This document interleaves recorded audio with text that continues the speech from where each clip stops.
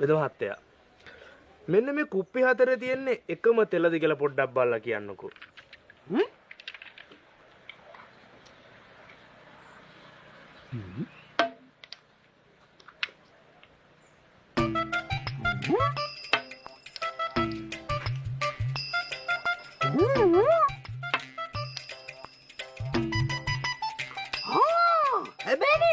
එකම තෙල.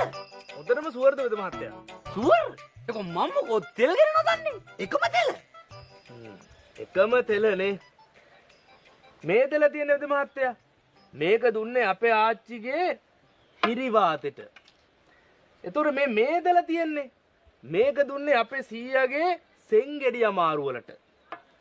එතකොට වෙද මහත්තයා මෙන්න මේ තෙල තියෙන්නේ. ඒ තෙල දුන්නේ අපේ පුංචි අම්මගේ ඉරුවා රදේට.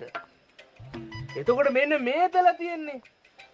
මේ තෙල දුන්නේ අපේ ලොකු අම්මගේ පොඩි පුතාගේ බඩ පිපෙනවට. එකම තෙල. එහෙම කරන්න එපා වෙද මහත්තයා. වෙද මහත්තයාගේ අප්පච්චිලා මේ ගම්වල හරි නම්බුකාර විදියට වෙදකම කරපු මිනිස්සු. අපි තාමත් අන්නේ විශ්වාසරයි මේ තැන් වලට එන්නේ. වෙද මහත්තයා ලෝම කරාම මේ සිංහල වෙදකමනේ හැලුවට ලක් වෙන්නේ.